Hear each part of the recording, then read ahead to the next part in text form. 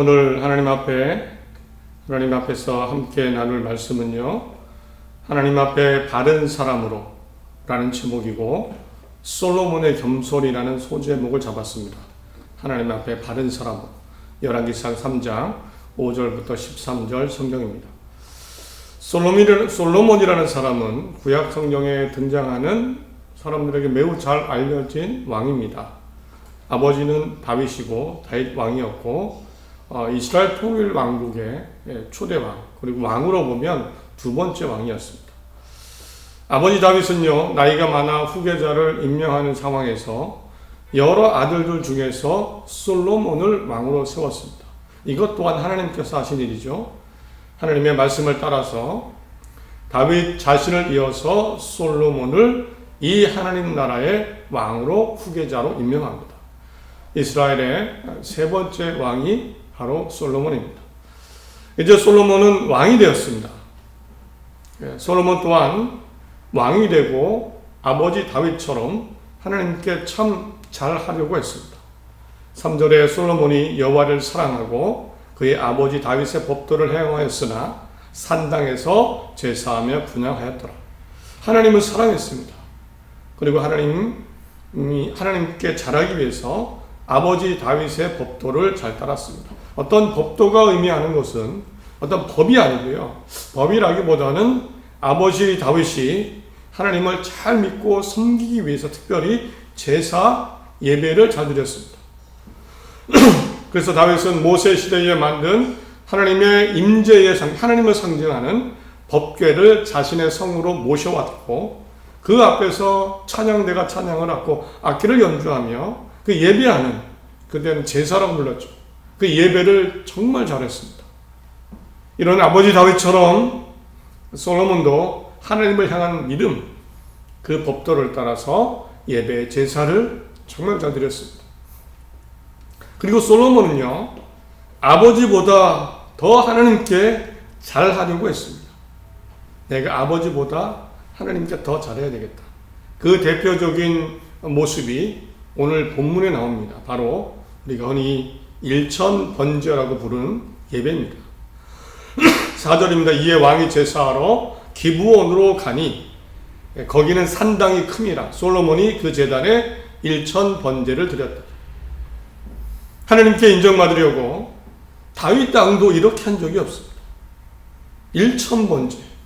이것의 의미는 1000마리의 짐승을 하루에 드렸을 수도 있고요, 아니면 1000번을 거쳐서 짐승을 드렸을 수도 있습니다. 어쨌든 1000이라는 숫자는 그 당시 가장 많은 숫자 중에 하나였습니다. 이렇게 하나님께 잘하기 위해서 다윗조차도 하지 않았던, 하나님께 인정받던 다윗조차도 하지 않았던 일천번제를 드리게 됩니다.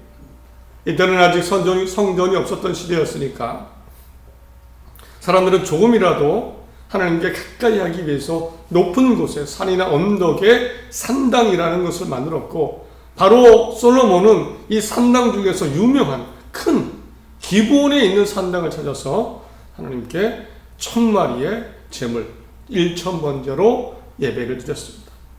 하나님께 더 잘하고 싶었죠.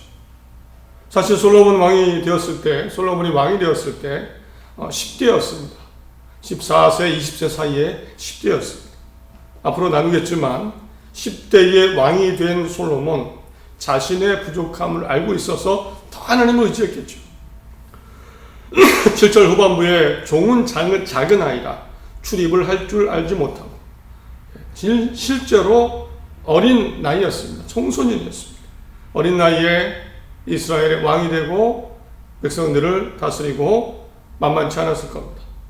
하나님을 바라보았고 아버지 다윗보다도 더 정말 간절한 일천번제 예배를 드리게 됩니다. 하나님을 간절히 의지하는 솔로몬을 한번 상상해 보시기 바랍니다. 매우 간절했겠죠.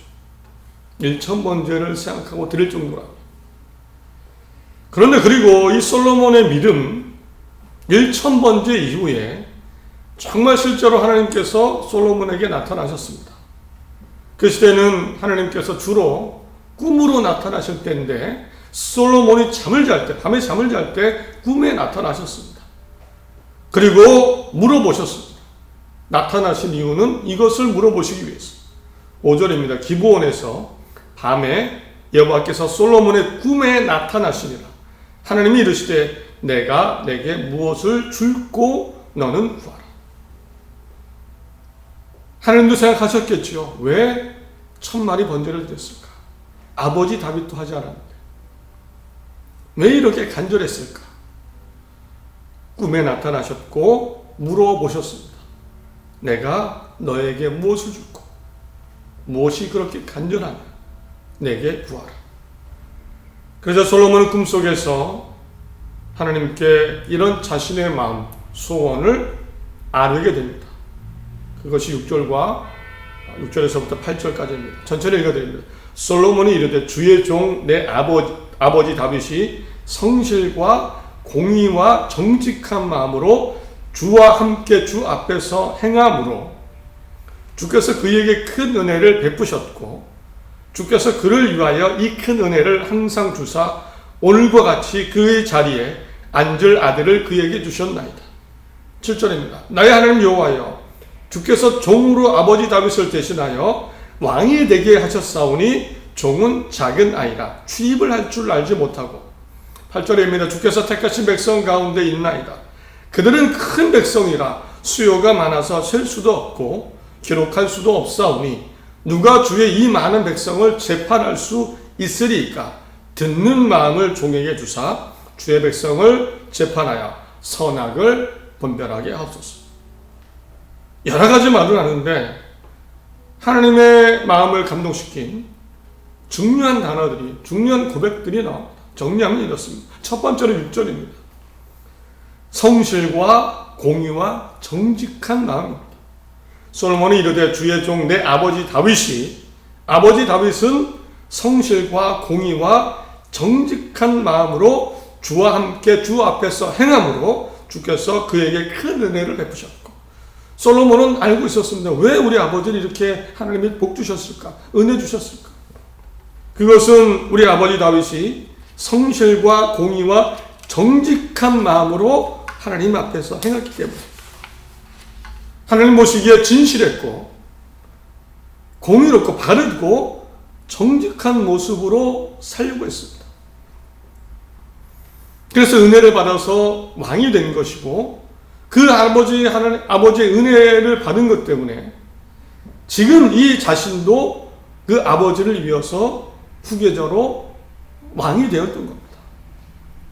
사실 하나님께서는 다윗 아들 말고도 다른 사람을 왕으로 세우실 수 있는 분입니다. 실제로 이스라엘 첫 번째 왕은 사울이라는 베냐민 지파 사람입니다. 사울입니다. 그러나 사울왕은 교만해졌고 하나님께서 왕을 바꾸셨습니다. 그 사람이 다윗입니다. 그리고 다윗 이후에 다윗이 마음에 안 들면 그 아들을 후계자를 왕으로 세우지 않으시죠. 그런데 다윗은 하나님 앞에 진실했고 공의롭고 정직한 마음으로 살고 했습니다. 그래서 그 다윗의 아들 솔로몬 나도 왕이 되었구나. 이렇듯 솔로몬은요 하나님 앞에서 정직하고 바르고 진실한 마음으로 사는 것이 어떤 것인가 얼마나 중요한지 깨닫고 있었습니다. 그래서 가장 먼저 꺼내놓습니다. 저는 아버지처럼 하나님 앞에 성실과 공의와 정직하게 바르게 행하고 살고 싶습니다. 그런데 문제가 있죠. 솔로몬은 스스로 또 이것을 고백합니다. 자신이 없었습니다. 확신이 없었습니다. 내가 내 하나님 앞에서 성실과 공의와 정직하게 어떻게 그렇게 할 수 있습니까? 두 번째 표현한 말이 바로 종은 작은 아이라 출입할 줄을 알지 못하고 저는 어린 아이에 지나지 않습니다. 어떻게 처신하여야 할 줄 알지 못하겠습니다. 아직 나이 어린 아이와 같아서 내 직무를 어떻게 수행해야 될지 모르겠습니다. 왕이 되어서 아버지처럼 하나님 보시기에 좋은 정직과 공의와 바르게 진실하게 다스려 직무를 해야 되는데 저는 어린아이입니다. 실제로 어린아이입니다. 출입할 줄 어떻게 처신해야 되는지 어떻게 해야 되는지 모르겠습니다. 10대의 어린 나이 아무것도 모르고 겁이 나고 막막했습니다. 그리고 가장 힘든 것을 꺼내놓습니다. 가장 막막하고 힘든 거, 내가 공의롭고 정의롭고 바르게 해야 되는데 왕으로서 나에게 가장 막막한 것, 바로 재판이었습니다. 8절 9절에 주께서 택하신 백성 가운데 있나이다. 그들은 큰 백성이라 수요가 많아서 셀 수도 없고 기록할 수도 없사오니 누가 주의 이 많은 백성을 재판할 수 있겠습니까?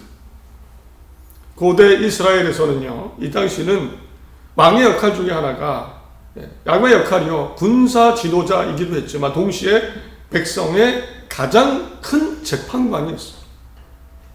작은 사건들은 하위 재판관들이 밑에서 다 처리를 합니다. 이렇게 해, 이렇게 판결을 내리지만 중대한 사건, 또 왕에게 호소하는 사건, 생명이 달린 일은 왕에게 가져갔습니다. 왕의 결정이 법입니다. 다른 사람은 어떻게 할 줄 모르니까. 옳고 그름을 떠나 왕이 판결하면 그게 법입니다. 실제로 이후에 나오죠.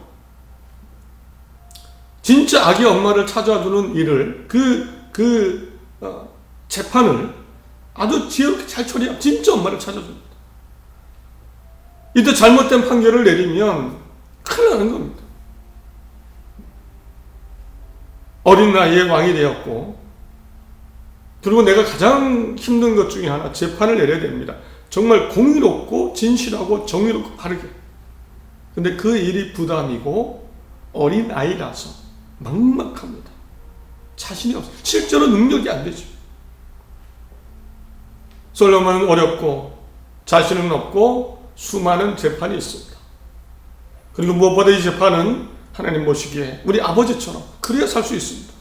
성실하고 공의롭고 정직해야 됩니다. 그러나 잘 모르겠습니다. 자신이 없습니다. 두 번째로 꺼내놓습니다. 그래서 셋째 솔로몬이 대답 중에 꺼낸 소원, 그리고 결국의 소원은 이거였습니다. 그것은 듣는 마음을 주옵소서. 그래서 선악을 분별하게 하옵소서. 9절입니다. 누가 주의 이 많은 백성을 재판할 수 있사오리까? 듣는 마음을 종에게 주사 주의 백성을 재판하며 선악을 분별하게 하옵소서. 사실 솔로몬이 구한 것은 똑똑한 머리가 아닙니다. 지혜가 아닙니다. 지능이 아닙니다. 어떤 이해력이 아닙니다. 정말 원하는 정확한 것은요, 듣는 마음입니다. 히브리어 원뜻을 보면 듣고 경청하고 순종하는 마음입니다. 곧 누구의 말씀을 듣는 겁니까? 하나님의 말씀을 듣는 마음입니다. 그것을 구했습니다. 어떤 이해력이나 지능이나 똑똑함이 아니고요, 하나님의 마음, 하나님의 결정 뜻이 뭘까를 아는 감수성, 영성. 하나님이 어떤 판결을 내리실까 이때는, 하나님은 어떻게 해결하실까 이때는, 어떻게 진실하고 공의롭고 정직하게 하나님께 사실까, 그 하나님의 마음을 듣고 싶은, 듣는 마음이었습니다. 이 하나님의 마음을 알게 되면 자연스럽게 그것이 선악을 구별하는 능력이 되는 겁니다. 하나님의 마음을 알면, 생각을 알면, 뜻을 알면 가장 똑똑한 사람이죠. 지혜로운 사람입니다. 결과는 아름다울 것입니다. 이렇게 10대 어린 솔로몬 왕이 되었고, 자신도 아버지처럼 하나님 앞에서 성실과 공의와 정직한 왕으로 살고 있습니다. 하나님 모실 때 정직한 왕. 마음에 부담이 있었습니다. 특별히 재판입니다. 가장 중요한 왕의 직무고, 내가 말 한마디 하면 그게 답인데 바르게 하고 싶었습니다. 기회가 찾아왔죠. 하나님 물어봐 주셨습니다. 솔로몬이 구하는 것은 단순히 세상을 위한 똑똑함이 아니고, 내가 하나님 앞에 바르고 공의롭고 진실하기 위해서 하나님의 마음을 알고 싶습니다. 하나님의 뜻을, 의중을, 생각을 알고 싶습니다. 그래서 알게 되면 선악을 구별하고 싶습니다. 이것이 솔로몬의 강구였습니다. 하나님 마음에 드실만 하지요. 하나님이 예상한 건 오래 사는 것, 원수 갚아주시는 것, 부유해지는 것, 이런 것들일 줄 알았었는데 보통은 다 그런데 솔로몬은 아닙니다. 하나님의 마음을 알고 싶습니다. 이유는 아버지 다윗처럼 하나님 앞에 저도 공의롭고 바르고 진실하고 정직하게 그렇게 사는 왕이 되고 싶기 때문에 하나님 마음에 드실 수밖에 없습니다. 그래서 하나님이 다른 선물도 주시죠. 이 하나님이 그에게 이르시되 내가 이것을 구하도다. 자기를 위하여 장수하기를 구하지 아니하며 부도 구하지 아니하며 자기의 원수의 생명을 멸하기도 구하지 아니하고 오직 송사를 듣고 분별하는 지혜를 구하였으니 내가 내 말대로 하여 내게 지혜롭고 총명한 마음을 주노니 내 앞에서 너와 같은 자가 없었거니와 내 뒤에도 너와 같은 자가 일어남이 없으리라. 내가 구하지 아니한 부귀와 영광도 내게 주노니 내 평생의 왕들 중에 너와 같은 자가 없을 것이다. 하나님은 다 주셨습니다. 똑똑한 지혜도 주셨고 번뜩이는 지혜도 주셨고 부도 주셨고 그리고 장수도 허락해 주셨습니다. 이렇게 하나님께서 솔로몬에게 내려주신 큰 은혜를 보면서 왜 이렇게까지 하나님이 크게 좋아하셨을까? 마음에 들어가셨을까를 다시 생각해 보게 됩니다. 무엇이었을까요? 사람들이 여러 이유를 얘기합니다. 솔로몬의 마음에 백성이 있었기 때문에, 사람들을 위하는 마음이 있었기 때문에, 또 말합니다. 솔로몬의 마음에 하나님을 의지하는 믿음이 있었기 때문에, 나는 작은 아이라 출입을 할 줄 알지 못합니다. 하나님을 향한 간절한 믿음 때문에. 또 사람들은 얘기합니다. 솔로몬의 강구가 자신의 사명에 맞는, 하나님이 기뻐하는 그런 사명에 맞는 요청이었기 때문에, 자신의 역할을 다하려는, 자신의 위치에 맞는 그런 강구였기 때문에 여러 가지 이유들을 찾습니다. 이런 이유들을 생각해 보면서 오늘은요, 그 이유를 이렇게 정리해 봤습니다. 결국 솔로몬은 하나님 보시기에 좋은 왕이 되고 싶은 소망이 있었습니다. 성공한 왕도 아닙니다. 돈 많고 유명하고 유능한 왕이 아닙니다. 또 내가 꿈꾸는 왕도 아니고 사람들에게 인정받는 왕도 아니고 정말 단 하나 정말 되기를 원하는 것은 하나님이 기뻐하시는 왕이었습니다. 하나님 보시기에 바른 왕이 되고 싶은 소망. 내가 원하는 삶도 살 수 있고 사람들이 좋아하는, 사람들이 박수치는 삶도 살 수 있지만, 그런 왕이 될 수 있지만 그것이 아니라 하나님 보시기에 바른 왕이 되고 싶은 소망. 그 소망을, 그 모습을, 믿음을 기쁘게 보시고 다른 많은 것도 허락해 주셨습니다.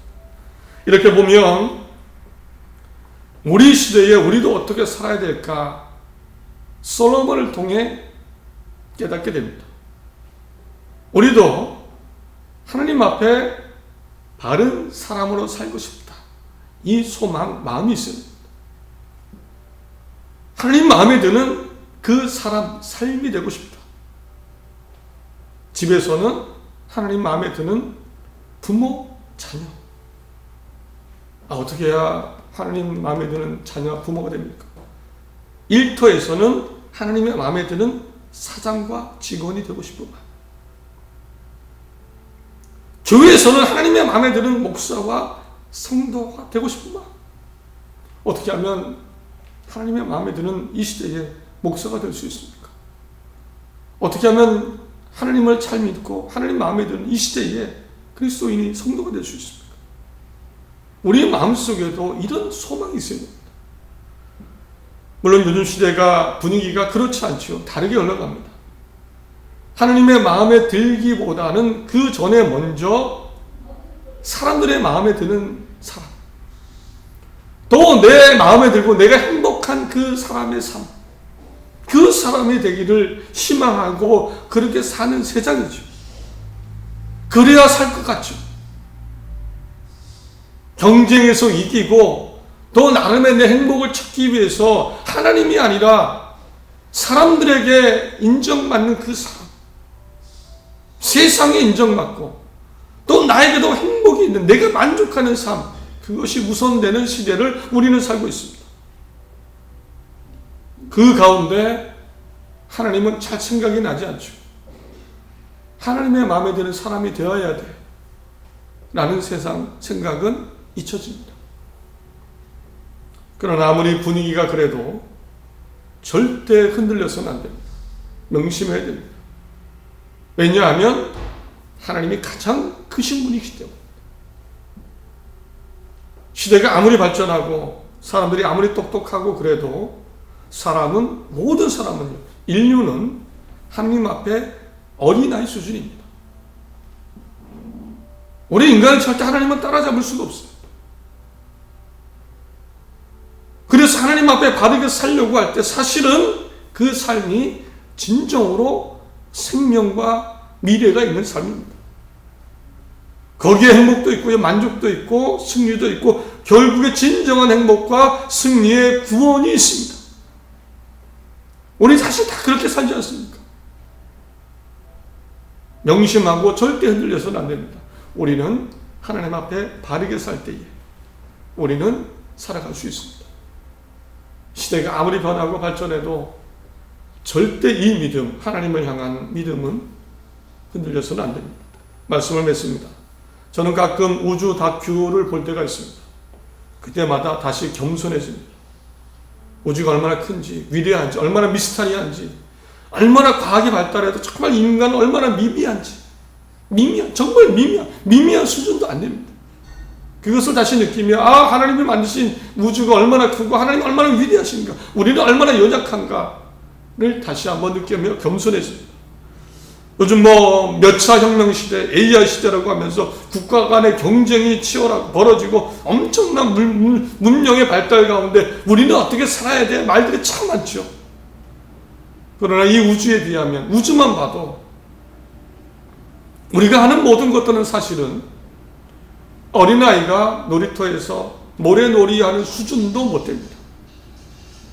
그 크신 하나님에 비하면 우리는 하나님 앞에 겸손할 수밖에 없죠. 미미한 것을 떠나서 아예 무의미할 정도로 우리는 아주 작습니다. 그러므로 크신 하나님을 겸손히 인정하고 크신 하나님을 진짜 믿으시고 하나님이 인정하시는 성실과 공의와 정직으로 살려는 그 마음, 그 인생 앞에 인생의 자세로 사시기를 간절히 바랍니다. 삶의 방식이 많이 있죠. 내 방식대로, 사람의 방식대로, 세상의 방식대로 아닙니다. 우리는 하나님 안에서 하나님의 방식대로 하나님 앞에 성실과 공의와 정직으로 살아갈 때 그것이 정말 이 시대에 살아갈 수 있는, 이 시대에 정말 잘 사는 승리가 있는 삶인 줄 믿습니다. 우리는 각자 하나님이 부르신 삶이 있습니다. 삶의 모습이 있습니다. 세상에 비교하지 마시고 자신감을 잃지 마시고 오히려 다시 겸손함으로 잠잠함으로 하나님을 바라보시고 하나님 앞에 바로 살고자 그렇게 사시기를 바랍니다. 하나님이 아시고 알고 계시고 인도하실 것입니다. 이렇게 담대함으로 각자의 자리에서 승리하고 하나님의 기쁨이 되는 삶이 되시기를, 한 주가 되시기를 바랍니다. 하나님이 함께 하실 줄 믿습니다.